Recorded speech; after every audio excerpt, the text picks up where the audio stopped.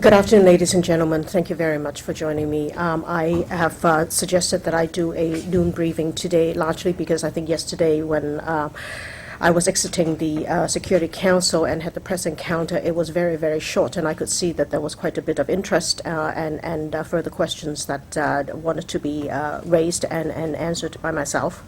And there just wasn't sufficient time for that. So having seen that, I suggested that perhaps I would do the noon briefing today, and thank you very much to DPI for allowing us to do that. Before we get to the questions and answers, let me just make a few brief statements. Yesterday I said that the humanitarian situation in the Vani, the area that's called the Vani in northern Sri Lanka, is critical. I think all of you probably have seen the map of the small strip of land where quite a number of IDPs had been congregated for the last little while, and certainly we still estimate that there are about 50,000 remaining in there.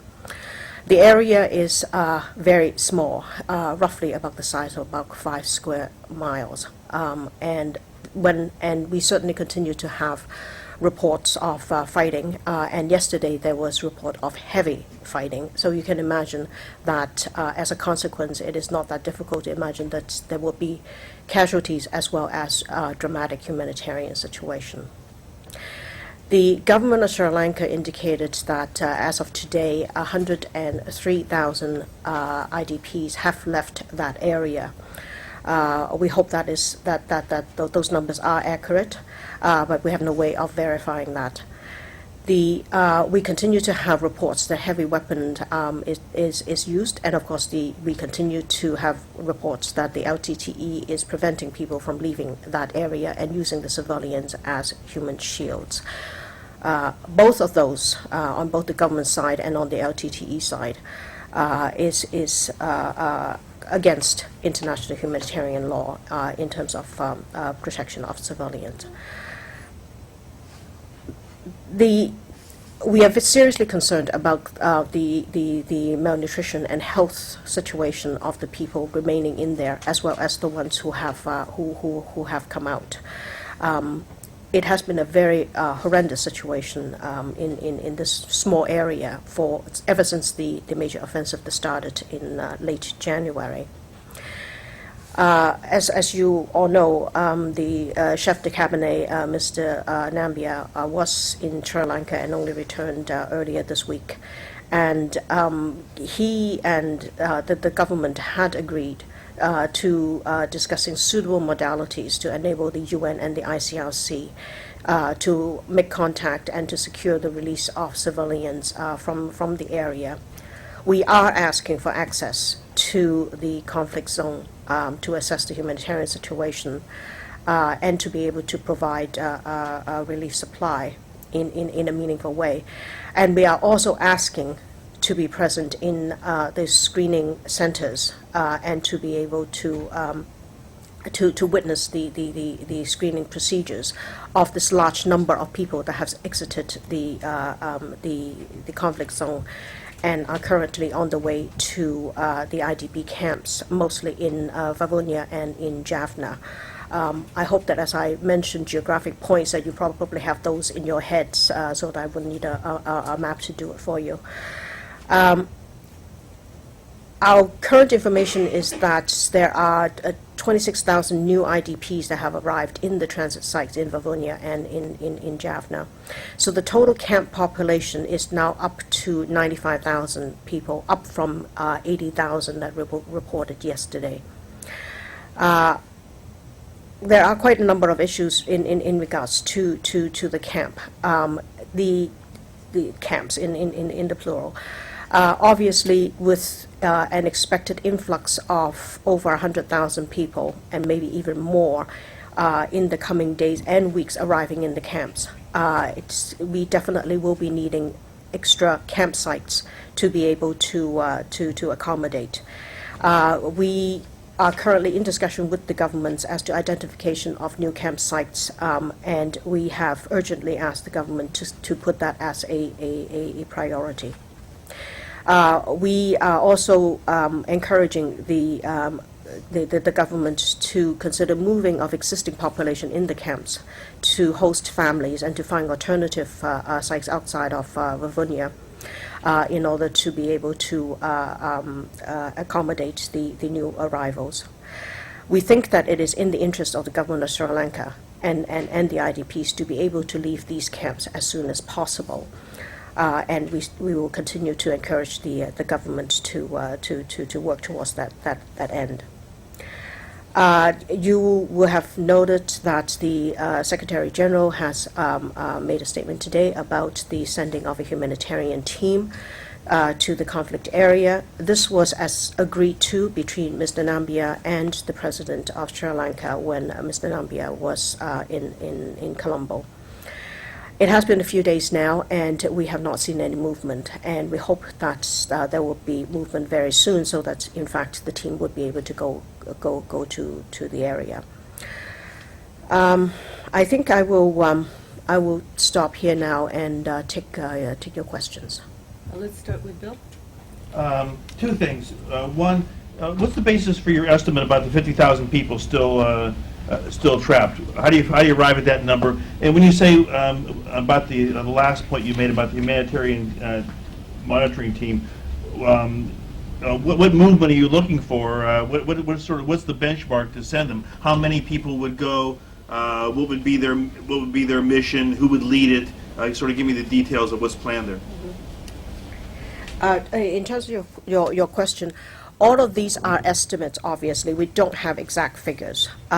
We derive the numbers from what we know before the offensive in January, when we estimated the population that was in the Kananochi area to be around 220,000 to 250,000. That population has been now squeezed into the strip. In January, they were dispersed over a larger area. Those numbers we have a fair level of confidence in, because we're deriving those from WFP food aid recipients. Of course, between January and now, there's varying estimates of how many people, in fact, have left the whole Kananochi area. But if in fact, and our understanding and the number we know for sure is the ones in the camps. And as of yesterday, as I mentioned, it was 80,000. Today is 95,000.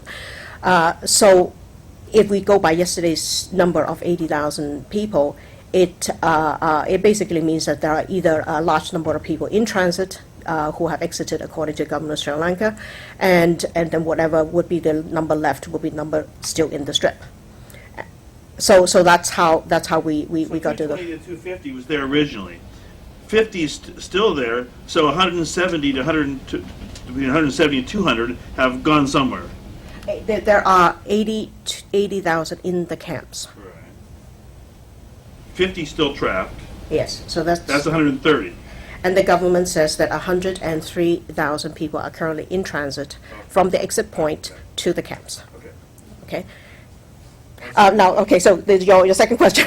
Sorry, I will get to them in order. The humanitarian team will be led by the humanitarian coordinator, Neil Brun, and it will consist of the team that you were talking about. What's his name? I'm sorry. Neil Brun.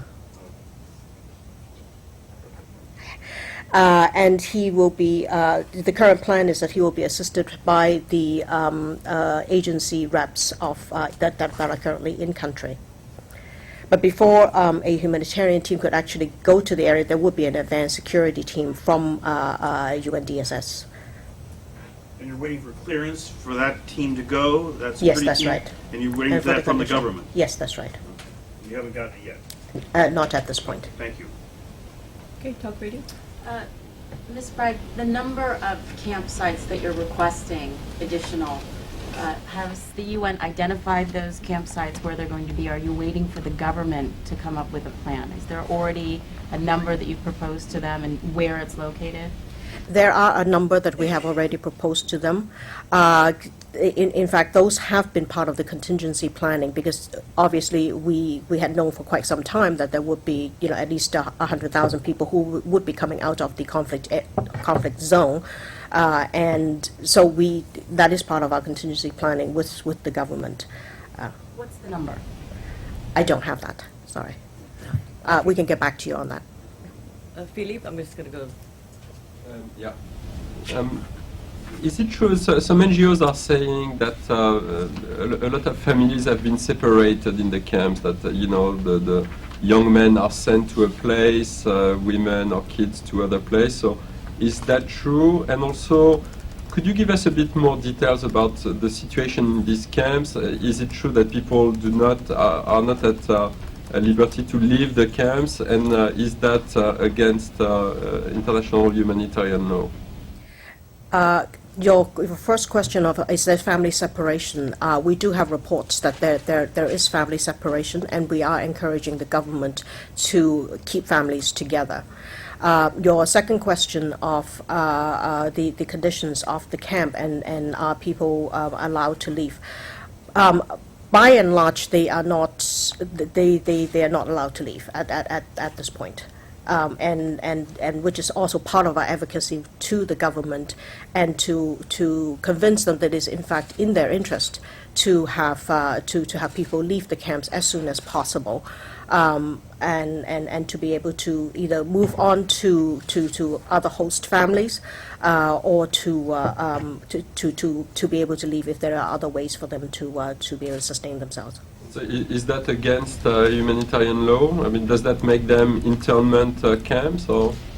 It is under the standard of what we would consider to be the international standards for IDP camps.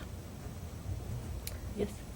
I have a follow-up on Philippe's question. Can you describe more the conditions in the camps in terms of do they have enough shelter, do they have enough food, do they have medical care, do they have water? And then my second question is about the humanitarian team. Once they get clearance to go in, what exactly are they going to do? Is it just an assessment? Are they actually going to provide care? What will they be doing? Okay. In terms of the camps, the camps themselves, in fact, do provide the basic necessities of food, shelter, water, medical services. At the moment, we are a little concerned about the adequacy of medical facilities, largely because if we are expecting that large number of new arrivals, and also the expectation that some of them would have sustained injuries from the fighting, that we would need to be beefing up the level of medical care in the camps. In terms of what the team will be doing, firstly, this will be a team to go into the what the government had called the no-fire zone, what we now call the conflict zone.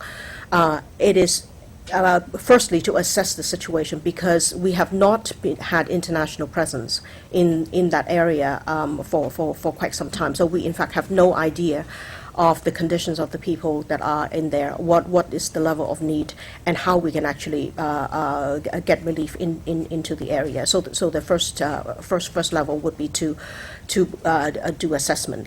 It is also, if possible, to assist in the evacuation of any of the civilians in there, particularly those who may be wounded. Yes. Yesterday, the Sri Lankan ambassador said that it's not true that there hasn't been any presence in the conflict zone, I believe, and he denied that. He talked about ICRC and Caritas. Just wanted to put that out there for your reaction. And also, if you could talk a little more about the interaction with the government on the team. You said it was agreed to when Mr. Nambiar was there, and has there been follow-up discussions, or what's the latest that you've heard from the government as to what the holdup is? Sorry, I'll answer the second question first, because I forgot to write down the first question. In terms of the team, that was agreed to between Mr. Nambiar and the President, that there would be a working level humanitarian team to be allowed to go into the conflict zone for those two purposes that I have stated. Since then, and you have to remember, and this has been a few days. In these few days, we have been constantly speaking to the government as to how that would happen, the modalities under which it would happen. And so far, we have not gotten to the point where we actually have people in there yet. Sorry, your first question was? Well, I'm just wondering what your reaction is to the Sri Lankan ambassador saying, oh, it's not true that there hasn't been any international presence. ICRC's been there, and Caritas, I think, was on the ground. There has not been UN presence in there. In terms of whether there has been international presence or not, my understanding is that the ICRC have been able to use supply ships to supply into the area, but they immediately have to leave. They were not able to do any needs assessment, nor were they able to have contact with the people who are inside the area.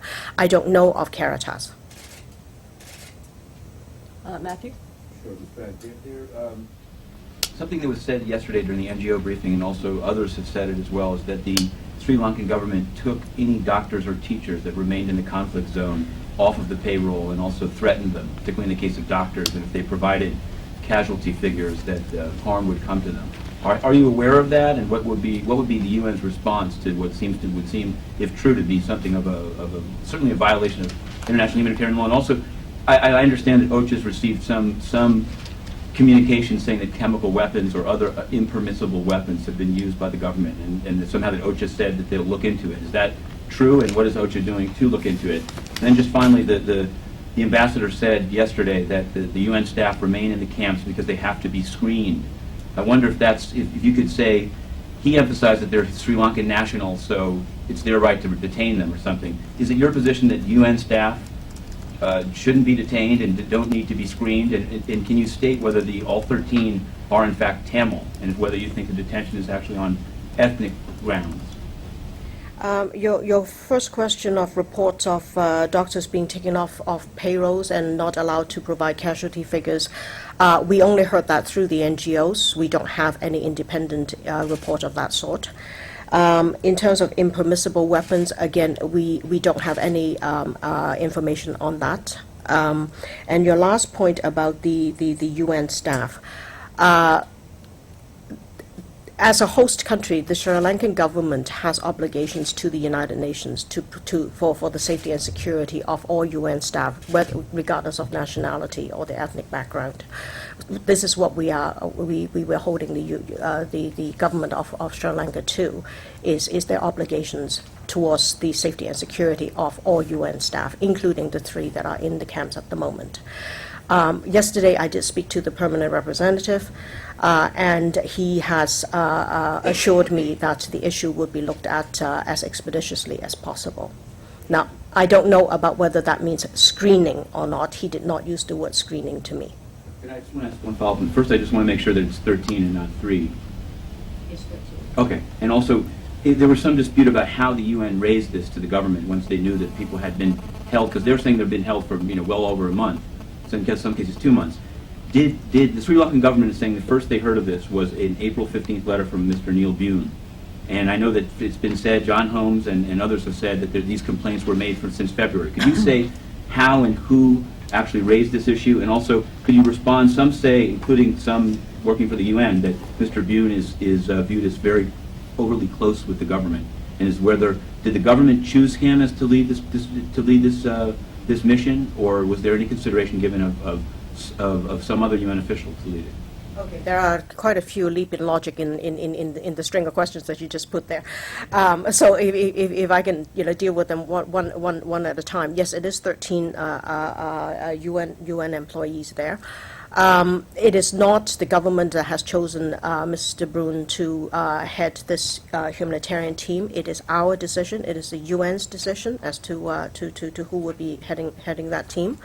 I don't have the specifics or the chronology of when or where the issue of the UN employees in the camps was actually raised with the government. So I need to verify that. I don't have the chronology with me. Okay, Masood. This is a question which is going to be in your capacity as the humanitarian coordinator.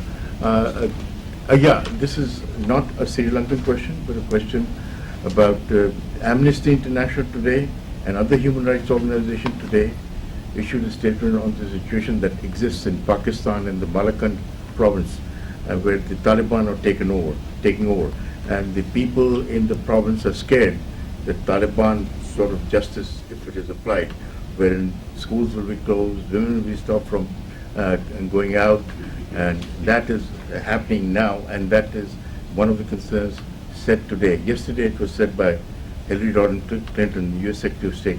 Are you aware of the situation? Are you monitoring the situation in Pakistan or not?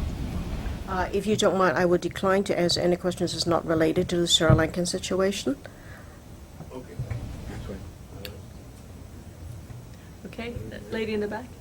Yeah, on this, you said over 100,000 people are right now in transit between the conflict zone and the camps. Could you give us a picture of how long is that trip? How are they traveling? Where are they staying during the transit? I mean, that's a lot of people to be in transit. Let me clarify that it is the government of Sri Lanka that says there's 103,000 people in transit. We don't have verification of that number. If it is indeed true that, but we do believe that there is a large number of people that are currently, that have exited the strip and are currently on the way to the camps. My understanding is that as soon as they leave that strip, that is a conflict zone, they would be recorded by the government, and that's what the government tells us is how they arrived at the numbers that have exited. They will be transported to Kananoche, where there will be a first level of screening, and then they will be transported to Omantai, which is to the south of Kananoche, which is a screening point. I mean, that's where you actually have centers for the screening. And then after that, it is to the camps mostly in Vavonia, and some of them in Jaffna and in Mana. So in terms of the actual journey, it could be days, or it could be even longer than that, depending on how long it takes to get through the various levels of screening and transportation.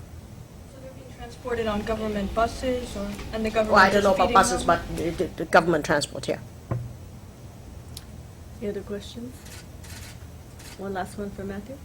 I wanted to, just because it was said yesterday in the NGO briefing, I wanted to get OCHA's response to, one of the NGOs had painted a picture of UN involvement in Sri Lanka in the lead up to this stage of the conflict, in which they said, for example, that the UN pulled out of Kilinochchi, but the local staff wanted to stay, but the UN said leave, and after the leave, there was, she said, a massacre.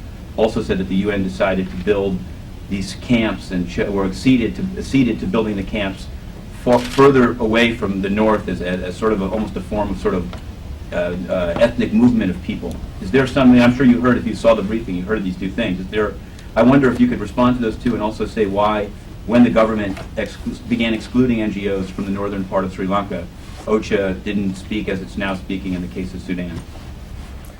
I'm not sure that we did not speak out. In fact, my recollection is that we have been giving briefings from about the middle of January.